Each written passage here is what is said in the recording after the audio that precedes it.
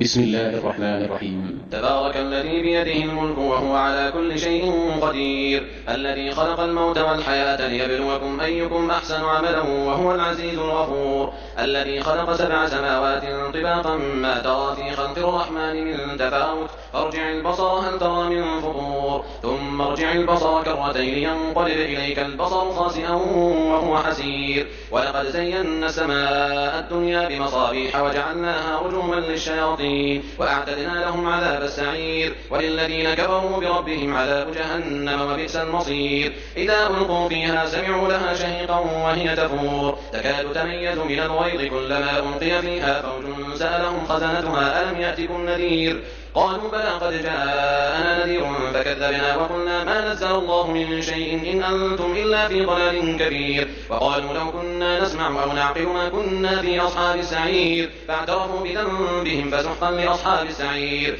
إن الذين يخشون ربهم بالغيب لهم مغفرة وأجر كبير، وأسروا قولكم أو اجهروا به إنه عليم بذات الصدور، ألا يعلم من خلق وهو اللطيف الخبير، هو الذي جعل لكم الأرض ذلولا فامشوا في مناكبها وكلوا من رزقه وإليه النشور، أأمنتم من في السماء أن يخسف بكم الأرض فإذا هي تمور، أم أمنتم من في السماء أن يرسل عليكم حاصبا فستعلمون كيف نذير، ولقد كذب الذين من قبلهم فكيف كان نكير، أولم يروا إلى الطير فوقهم صافات ويقبضن ما يمسكهن إلا الرحمن إنه بكل شيء بصير، أمن هذا الذي هو جند لكم ينصركم من دون الرحمن إن الكافرون إلا في غرور، أمن هذا الذي يرزقكم إن أمسك رزقه بل لجوا في عتو ونفور، أفمن يمشي مكبا على وجهه أهدى أمن يمشي سويا على صراط مستقيم، قل هو الذي أنشأكم وجعل لكم السمع والأبصار والأفئدة قليلا ما تشكرون، قل هو الذي ذرأكم في الأرض وإليه تحشرون، ويقولون متى هذا الوعد إن كنتم صادقين، قل إنما العلم عند الله وإنما أنا نذير مبين، فلما رأوه زلفة سيئت وجوه الذين كفروا وقيل هذا الذي كنتم به تدعون،